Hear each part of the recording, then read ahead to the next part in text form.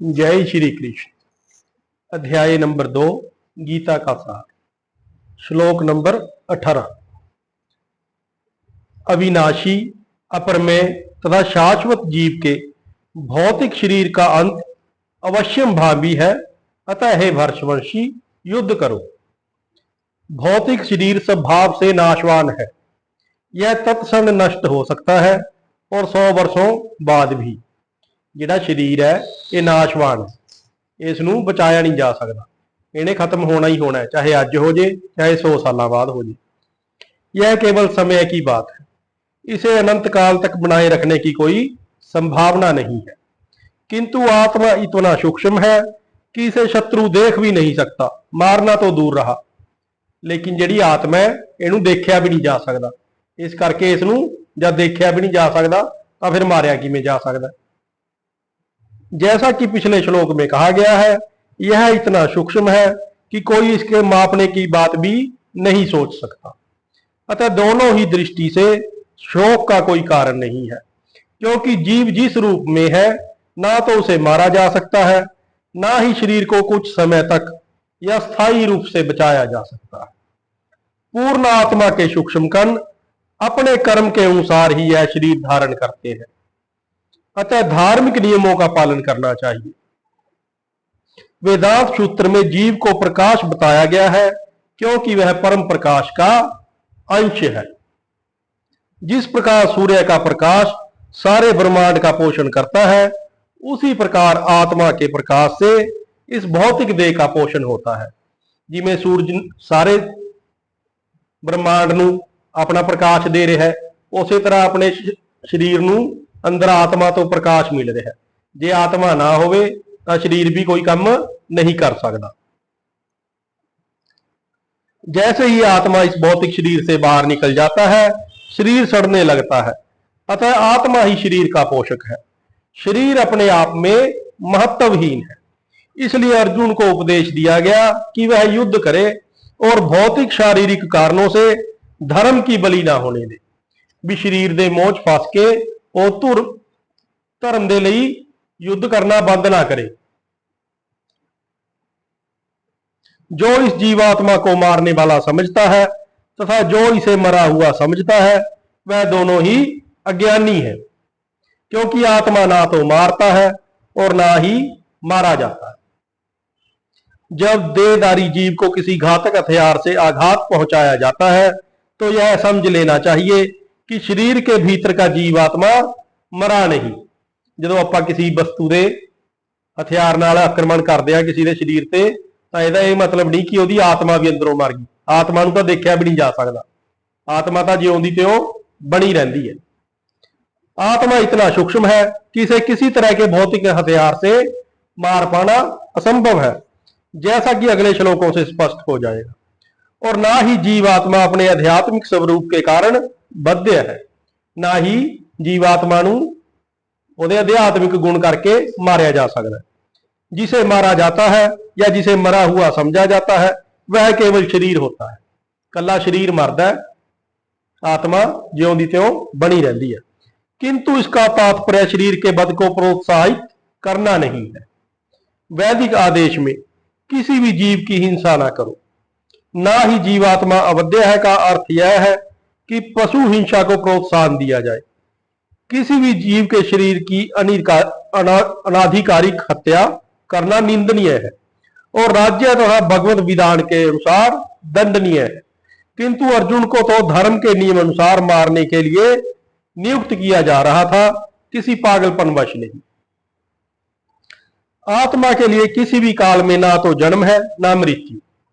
आत्मा अनादिकाल तो है, ना तो किसी काल च जन्म लेती है ना मरती है। वह ना तो कभी जन्मा है ना जन्म लेता है और ना जन्म लेगा। वह अजन्मा, नित्य, शाश्वत तथा पुरातन है। शरीर के मारे जाने पर भी वह मारा नहीं जाता। गुणात्मक दृष्टि से परमात्मा का अनुवंश परम से अभिन्न है। गुणादि दृष्टि तो परमात्मा का अनुवंश आत्मा परमात्मा से भिन्न है। वह शरीर की भांति विकारी नहीं है। कभी कभी आत्मा को स्थायी या कुटस्थ कहा जाता है। शरीर में 6 प्रकार के रूपांतरण होते हैं। वह माता के गर्भ में जन्म लेता है, कुछ काल तक रहता है, बढ़ता है, कुछ परिणाम उत्पन्न करता है, धीरे धीरे क्षीण होता है और अंत में समाप्त हो जाता है। पहला बंदा जन्म लेंदा है, फिर किशोर हुंदा है, फिर तरुण हुंदा है, फिर युवक, फिर बुढ़ापा आंदा है, फिर एंड च। किंतु आत्मा में ऐसे परिवर्तन नहीं होते। आत्मा अजन्मा है, किंतु चूंकि वह भौतिक शरीर धारण करता है, अतः शरीर जन्म लेता है। आत्मा ना तो जन्म लेता है ना मरता है। जिसका जन्म होता है उसकी मृत्यु भी होती है। शरीर जन्म लेता है, इसीलिए उसकी मृत्यु होती है। और चूंकि आत्मा जन्म नहीं लेता, उसका ना तो भूत है, ना वर्तमान और ना ही भविष्य। वह नित्य, शाश्वत तथा सनातन है, अर्थात उसके जन्म लेने का कोई इतिहास नहीं है। हम शरीर के प्रभाव में आकर आत्मा के जन्म मरण आदि का इतिहास खोजते हैं। आत्मा शरीर की तरह कभी भी वृद्ध नहीं होता, तथा वृद्ध पुरुष भी अपने में बाल्यकाल या युवा अवस्था जैसी अनुभूति पाता है। ਆਪਾਂ देखते हैं भी जो बंदा बुढ़ा हो जाता है, वह भी जवाका वर्गिया हरकतां ते कई बार जवाना वर्गिया हरकतां करता है। शरीर के परिवर्तन का आत्मा पर कोई प्रभाव नहीं पड़ता। आत्मा वृक्ष या किसी अन्य भौतिक वस्तु की तरह क्षीण नहीं होता। आत्मा कदे भी खत्म नहीं होता। आत्मा की कोई उपसृष्टि नहीं होती। जिमें अपने शरीर तो अगे बच्चे जन्मते ने, अपन संताना बनदियां, इसी तरह आत्मा तो अगे और कुछ नहीं बनता। शरीर की उपसृष्टि संतानें हैं और वे भी व्यष्टि आत्माएं हैं, और शरीर के कारण वे किसी न किसी की संतानें प्रतीत होते हैं। शरीर की वृद्धि आत्मा की उपस्थिति के कारण होती है, किंतु आत्मा की ना तो कोई उपवृद्धि है और ना ही उसमें कोई परिवर्तन होता है। आत्मा ना तो बड़ी हुंदी है ना छोटी। चाहे थोड़ा शरीर बड़ा हो जाए, यह ओमे दी ओमे सूक्ष्म रूप च अंदर बनी रहती है। अतः आत्मा शरीर के 6 प्रकार के परिवर्तनों से मुक्त है। कठोपनिषद में इसी तरह का एक श्लोक आया है। इस श्लोक का अर्थ तथा तात्पर्य भगवत गीता के श्लोक जैसा है, किंतु इस श्लोक में एक विशिष्ट शब्द विपश्चित का प्रयोग हुआ है, जिसका अर्थ है विद्वान या ज्ञान में। आत्मा ज्ञान से या चेतना से सदैव पूर्ण रहता है, अतः चेतना ही आत्मा का लक्षण है। यदि कोई हृदय में स्थित आत्मा को नहीं खोज पाता, तब भी वह आत्मा की उपस्थिति को चेतना की उपस्थिति से जान सकता है। कभी कभी हम बादलों या अन्य कारणों से आकाश में सूर्य को नहीं देख पाते, किंतु सूर्य का प्रकाश सदैव विद्यमान रहता है, अतः हमें विश्वास हो जाता है कि यह दिन का समय है। प्रातःकाल ज्यों ही आकाश में थोड़ा सा सूर्य प्रकाश दिखता है, तो हम समझ जाते हैं कि सूर्य आकाश में है।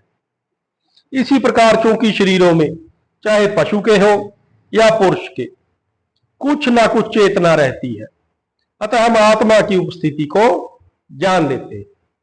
किंतु जीव की यह चेतना परमेश्वर की चेतना से भिन्न है, क्योंकि परम चेतना तो सर्वज्ञ है, भूत वर्तमान तथा भविष्य के ज्ञान से पूर्ण है। व्यष्टि जीव की चेतना विस्मरणशील है। जब वह अपने वास्तविक स्वरूप को भूल जाता है, तो उसे कृष्ण के उपदेशों से शिक्षा तथा प्रकाश और बोध प्राप्त होता है। किंतु कृष्ण विस्मरणशील जीव नहीं है। यदि वे ऐसे होते, तो उनके द्वारा दिए गए भगवत गीता के उपदेश व्यर्थ होते। आत्मा के 2 प्रकार हैं, एक तो अणुआत्मा और दूसरा विभु आत्मा। कठोपनिषद में इसकी पुष्टि इस प्रकार हुई है। परमात्मा तथा अणुआत्मा दोनों शरीर रूपी इस वृक्ष में जीव के हृदय में विद्यमान रहते हैं, और इनमें से जो समस्त इच्छाओं तथा शोक से मुक्त हो चुका है, वही भगवत कृपा से आत्मा की महिमा को समझ सकता है।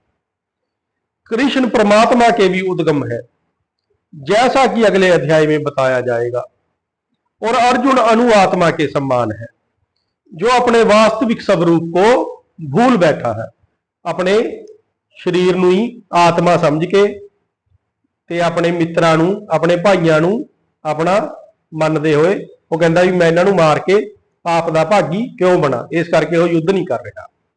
अतः उसे कृष्ण द्वारा या उनके प्रमाणिक प्रतिनिधि गुरु द्वारा प्रबुद्ध किए जाने की आवश्यकता है। हे पार्थ, जो व्यक्ति यह जानता है कि आत्मा अविनाशी, अजन्मा, शाश्वत तथा अवध्य है, वह भला किसी को कैसे मार सकता है या मरवा सकता है। प्रत्येक वस्तु की समुचित उपयोगिता होती है और जो ज्ञानी होता है वह जानता है कि किसी वस्तु का कहां और कैसे प्रयोग किया जाए। इसी प्रकार हिंसा को भी अपनी उपयोगिता होती है और इसका उपयोग इसे जानने वाले पर निर्भर करता है। हिंसा का भी अपनी एक उपयोगिता है। जे धर्म ਲਈ हिंसा की जाए तो वह भी उपयोगी है। जे अन्याय हो रहा होवे ਉਹਨੂੰ रोकਣ ਲਈ हिंसा करनी पवे तो वह धर्म का ही काम है। यद्यपि हत्या करने वाले व्यक्ति को न्याय संहिता के अनुसार प्राण दंड दिया जाता है, किंतु न्यायाधीश को दोषी नहीं ठहराया जा सकता। जज मुजरम ਨੂੰ फांसी की सजा दे ਦਿੰਦਾ है, पर ਆਪਾਂ जज ਨੂੰ ਤਾਂ नहीं दोषी कह सकते क्योंकि वो ਤਾਂ रूलों के हिसाब नाल उसनू सजा दे रहा है, क्योंकि वह न्याय संहिता के अनुसार ही दूसरे व्यक्ति पर हिंसा किए जाने का आदेश देता है। मनुष्य के विधि ग्रंथ मनु संहिता में इसका समर्थन किया गया है कि हत्यारे को प्राण दंड देना चाहिए, जिससे उसे अगले जीवन में अपना पाप में भोगन ना करना पड़े। अतः राजा द्वारा हत्या को फांसी का दंड एक प्रकार से लाभप्रद है। इसी प्रकार जब कृष्ण युद्ध करने का आदेश देते हैं तो यह समझना चाहिए कि यह हिंसा परम न्याय के लिए है, और इस तरह अर्जुन को इस आदेश का पालन यह समझकर करना चाहिए कि कृष्ण के लिए किया गया युद्ध हिंसा नहीं है, क्योंकि मनुष्य या दूसरे शब्दों में आत्मा को मारा नहीं जा सकता। अतः न्याय के हेतु तथाकथित हिंसा की अनुमति है। शल्य क्रिया का प्रयोजन रोगी को मारना नहीं अपितु उसको स्वास्थ्य बनाना है। जो आप सर्जरी करते हैं तो डॉक्टर अपना कट के शरीर फेर करते हैं, वह भी लाभ होंगे आपां नूं, वो नुकसान लई नहीं। इसी तरह युद्ध भी कई बार फायदे लई धर्म की स्थापना लई करना जरूरी होंगे। अतः कृष्ण के उपदेश पर अर्जुन द्वारा किए जाने वाला युद्ध पूरे ज्ञान के साथ हो रहा है, उससे पाप फल की संभावना नहीं है। जिस प्रकार मनुष्य पुराने वस्त्रों को त्याग कर नए वस्त्र धारण करता है, उसी प्रकार आत्मा पुराने तथा व्यर्थ के शरीर को त्याग कर नवीन भौतिक शरीर धारण करता है। अणु आत्मा द्वारा शरीर का परिवर्तन एक स्वीकृत तथ्य है। आधुनिक विज्ञानी जन जो आत्मा के अस्तित्व पर विश्वास नहीं करते, पर साथ ही हृदय से शक्ति साधन की व्याख्या भी नहीं कर पाते। जिहड़े आधुनिक विज्ञानी ने वो कहते आत्मा कोई चीज हुंदी नहीं, पर फिर भी वो ये नहीं दस पाते भी जिहड़ी हृदय च शक्ति अपने पैदा हो रही है कित्थों पैदा हो रही है। उन परिवर्तनों को स्वीकार करने को बाध्य है जो बाल्यकाल से कौमारावस्था और फिर तरुणावस्था तथा वृद्धावस्था में होते रहते हैं। वृद्धावस्था से यही परिवर्तन दूसरे शरीर में स्थानांतरित हो जाता है। इसकी व्याख्या एक पिछले श्लोक में की जा चुकी है। अणु आत्मा का दूसरे शरीर में स्थानांतरण परमात्मा की कृपा से संभव हो पाता है। परमात्मा अणु आत्माओं की इच्छाओं की पूर्ति उसी तरह करते हैं जिस प्रकार एक मित्र दूसरे की इच्छा पूर्ति करता है। मुंडक तथा श्वेताक्षर उपनिषदों में आत्मा तथा परमात्मा की उपमा दो मित्र पक्षियों के रूप में दी गई है जो एक ही वृक्ष पर बैठे हैं। इनमें से एक पक्षी वृक्ष के फल को खा रहा है और दूसरा पक्षी कृष्ण अपने मित्र को देख रहा है। यहां अपने हृदय में आत्मा ते परमात्मा दोनों इकट्ठे वास करते हैं। एक तो ਕੰਮਾਂ-ਕਾਰਾਂ ਚ ਉਲਝਿਆ ਹੋਇਆ, दूजा उसके ਕੰਮਾਂ-ਕਾਰਾਂ ਨੂੰ देख रहा है, साक्षी है। यद्यपि दोनों पक्षी समान गुण वाले हैं, किंतु इनमें से एक भौतिक वृक्ष के फलों पर मोहित है, किंतु दूसरा अपने मित्र के कार्यकलाप का साक्षी है। कृष्ण साक्षी पक्षी है और अर्जुन फल भोक्ता पक्षी। यद्यपि दोनों मित्र है, किंतु फिर भी एक स्वामी है और दूसरा सेवक है। अणु आत्मा द्वारा इस संबंध की विस्मृति ही उसके एक वृक्ष से दूसरे पर जाने या एक शरीर से दूसरे में जाने का कारण है। तो जिहड़ी इहनूं आत्मा है अपने आप नूं शरीर मन के आत्मा नूं ना जानदे होए काम करी जाने आ, यही अपने नवें जन्म मरण का कारण है। जीव आत्मा प्राकृतिक शरीर रूपी वृक्ष पर अत्यधिक संघर्षशील है, किंतु जो ही वह दूसरे पक्षी को परम गुरु के रूप में स्वीकार करता है, अपने हृदय च बैठे परमात्मा नूं नमस्कार करता है कि मेरी समझ हुण कुछ नहीं आ रहा। जिस प्रकार अर्जुन कृष्ण का उपदेश ग्रहण करने के लिए स्वेच्छा से उनकी शरण में जाता है, त्यों ही परतंत्र पक्षी तुरंत सारे शोकों से विमुक्त हो जाता है। इसकी पुष्टि मुंडक उपनिषद तथा श्वेताश्र उपनिषद समान रूप से करते हैं। यद्यपि दोनों पक्षी एक ही वृक्ष पर बैठे हैं, किंतु फल खाने वाला पक्षी वृक्ष के फल के भोक्ता रूप में चिंता तथा विषाद से निमग्न है, क्योंकि इच्छावां ने भौतिक इस करके चिंता ते विषाद च सदा निमग्न रहता है। यदि किसी तरह वह अपने मित्र भगवान की ओर उन्मुक्त होता है और उनकी महिमा को जान लेता है, तो वह कष्ट भोगने वाला पक्षी तुरंत समस्त चिंताओं से मुक्त हो जाता है।